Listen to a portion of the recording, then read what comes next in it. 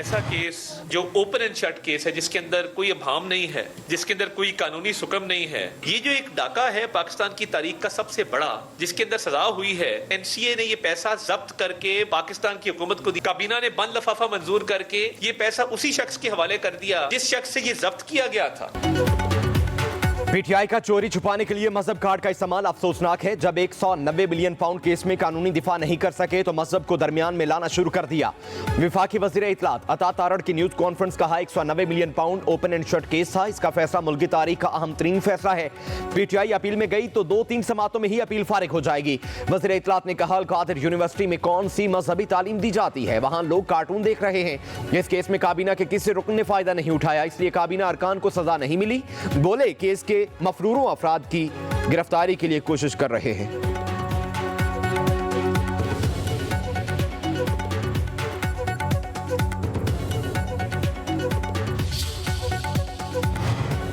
कई दरवाजों से बैक वक्त मुज़ाकरात नहीं चला करते। हुकूमती मुज़ाकराती टीम के तर्जुमान सेनेटर इरफान सिद्दीकी का पीटीआई को पैगाम। बैरिस्टर गौहर की आर्मी चीफ से मुलाकात पर कहा तमाम तफसीलात और मकालमों का इल्म है, अब छोटे छोटे दरवाज़ों, खिड़कियों और रोशनदानों में झांकने का कोई फ़ायदा नहीं। अगर वो दरवाज़ा खुल गया है जिसके लिए कोशां थे तो एक कोशिश छोड़ दें। बानी और अलीमा खान भी आर्मी चीफ से बैरिस्टर गौहर की मुलाकात को खुश आइन करार दे रहे हैं।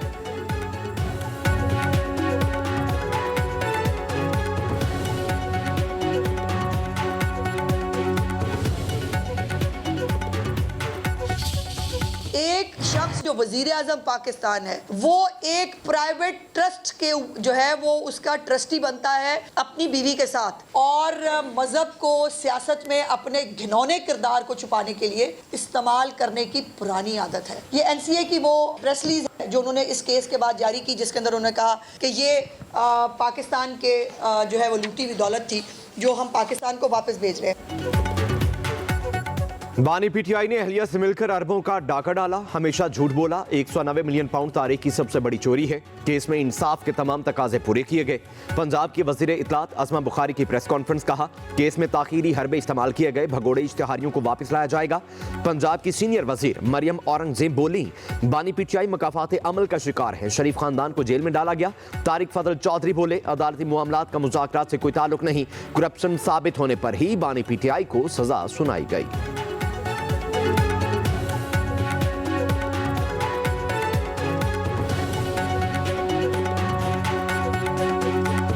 190 मिलियन पाउंड है जिसका फैसला आया है, वो ओपन एंड शट फैसला है। इसके अंदर ना अभाम है, ना कोई डाउट है। दूसरों पे बोहतान लगाने वाला और अवाम को भी दूसरों को चोर चोर कहने वाला अपने मकाम पर पहुंचा। हम सबको पता था कि सजा का फैसला हुआ है। ये 190 मिलियन पाउंड का केस नहीं है, ये अलकादिर केस है। 190 मिलियन पाउंड पाकिस्तान नहीं आए थे, 171 मिलियन पाउंड आए थे। खान चाहते थे कि ये सुनाई जाए ताकि हम इसको हाई कोर्ट में ले जाएं। वो ये भी चाहते थे कि पता चले कि सजा सुना क्या रहे। हमें पहले से पता था कि बानी को सजा क्या होनी है। हम हाई कोर्ट जाएंगे और ये केस 2 हफ्तों में ही निमट जाएगा। अलीमा खान की मीडिया से गुफ्तगू कहा कल दुनिया के सामने शर्मिंदगी हुई। अलकादिर ट्रस्ट केस में जज से बेहतर हमें पता था। हमने जितने चक्कर अदालतों के लगाए हैं, हमें कानून की डिग्री दे दी जाए।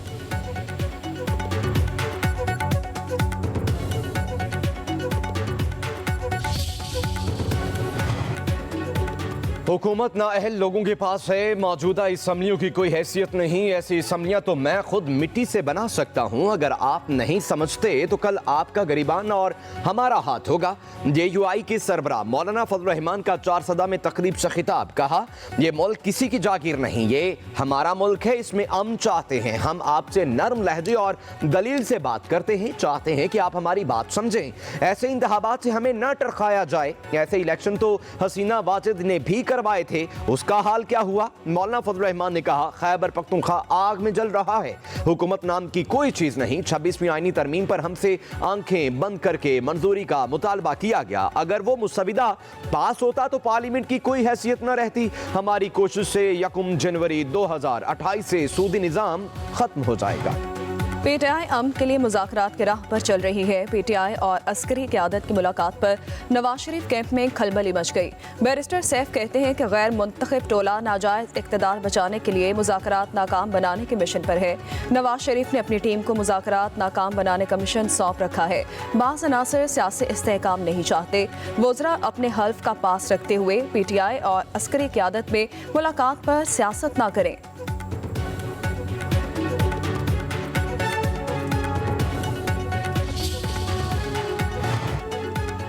Pakistan digital foreign direct investment अपनाने वाला पहला मुल्क बन गया। वज़ीर आज़म शहबाज शरीफ का खैर मकदम। कहा, पाकिस्तान का पहला डिजिटल FDI प्रोजेक्ट डिजिटल तरक्की को फरोग देने के लिए अहम कोशिश कर रहा है। मुल्क में सरमायाकार दोस्त माहौल की फराहमी की जानिब ये एक इंतहाई अहम संग मील है। पाकिस्तान जामे डिजिटल मैशत की तरफ गामजन है, जो पायदार तरक्की और खुशहाली की जानिब एक कदम है। ये इकदाम मुआशी तरक्की को फरोग देने के लिए हुकूमत पाकिस्तान के अज़्म का अक्कास है।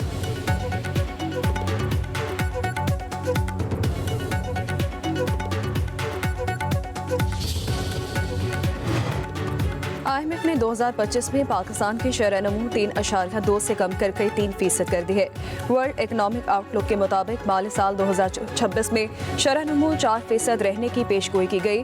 आलमी बैंक ने भी 2025 में पाकिस्तान की शरह-ए-नमू 2.8% रहने का तखमीना लगाया है। स्टेट बैंक ने रवा माली साल GDP शरह-ए-नमू 2.5% से 3.5% तक रहने की पेशगोई की है। वर्ल्ड इकनॉमिक आउटलुक के मुताबिक भारत की माशी तरक्की 6.5%, अमरीका की 2.7%, चीन की 4.6% रहेगी।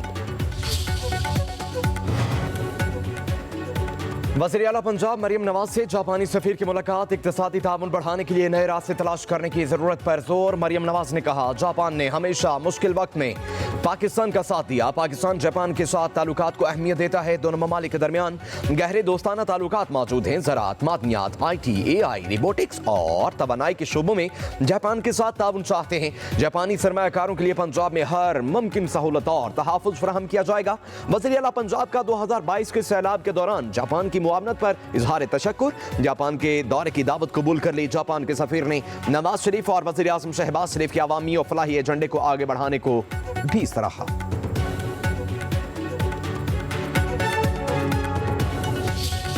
साहब से तफसीली बात की हुई। मैंने उनसे कहा, ये तो चलती है तुझे ऊंचा उड़ाने के लिए, और हस्बे मामूल बगलगीर भी हुए और बोसा भी मिली है। आज मैंने बस बोसा दिया। इमरान खान ने कहा कि आप सियासत के सारे रूल्स को समझते हैं। अल्लाह बहुत बड़ा है। अल्लाह ने हमें इस जगह पे दिया है, इम्तहान की जगह पे, और अल्लाह हमारी मदद करेगा। और मैंने उन्हें यकीन दिलाया कि इंशाअल्लाह ताला हाई कोर्ट से आप बरी होंगे, और ये तो चलती है तुझे ऊंचा उड़ा। कल के फैसले में वो ज़रा भी मायूस नहीं है। बानी पीटीआई अदालती फैसले से परेशान नहीं। कमरा अदालत में मुलाकात में उन्होंने गले लगाया, बोसा दिया। साबिक वज़ीर दाखिला शेख रशीद की अडयाला जेल के बाहर मीडिया से गुफ्तगू। बोले, जल्द बानी पीटीआई को हाई कोर्ट से रिलीफ मिलेगा। जुडिशल कमीशन ना बना तो मुज़ाकरात खत्म हो जाएंगे। उधर रावलपिंडी की अडयाला जेल में GHQ हमला केस की समाअत। एक चश्मदीद गवाह का बयान रिकॉर्ड। समाअत 22 जनवरी तक मुलतवी कर दी गई।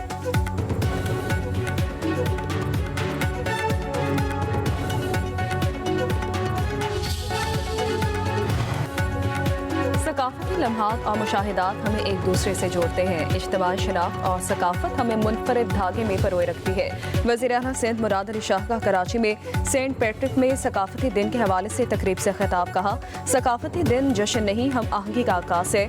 सकाफती पहलू से ही हम अपने वतन की हकीकी तफ़हीम को उजागर कर सकते हैं।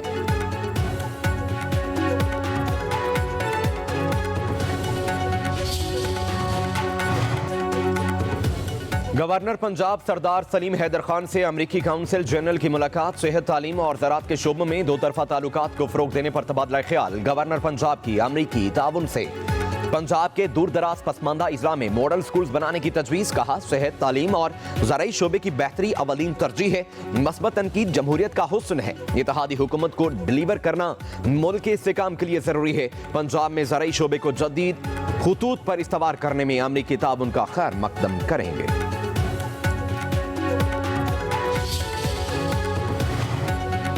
पाकिस्तान में जानवरों की वेलफेयर के लिए कोई कानून नहीं, फौरी रिफॉर्म्स और कानूनी साजी की जरूरत है। जानवरों के हुकूक पर इक़दाम करने होंगे। सुप्रीम कोर्ट की जस्टिस आयशा मलिक का तकरीब से खिताब। कहा, जानवरों पर होने वाले जुल्म पर सख्त सजा होना जरूरी है। हमें जानवरों को पहुंचाई जाने वाली तकलीफ को ही कम नहीं करना, बल्कि जानवरों की वेलफेयर के लिए भी काम करना है।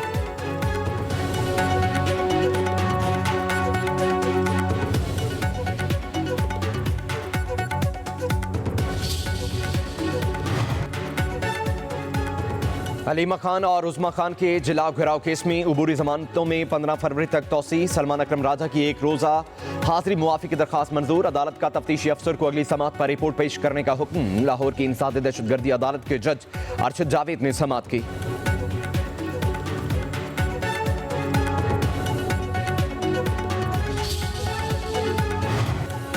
बिजली सार्फिन के लिए खुशखबरी है। माहाना फ्यूल प्राइस एडजस्टमेंट के तहत बिजली ₹1.03 फी यूनिट सस्ती होने का इम्कान है। CPPA ने नेपरा में दिसंबर की माहाना फ्यूल एडजस्टमेंट की दरखास्त दायर कर दी है। नेपरा अथॉरिटी दरखास्त पर 30 जनवरी को समाअत करेगी। CCPA के मुताबिक दिसंबर में बिजली कंपनीज को 7 अरब 51 करोड़ 60 लाख यूनिट्स बिजली फराहम की गई। बिजली की फी यूनिट लागत ₹9.60 फी यूनिट रही।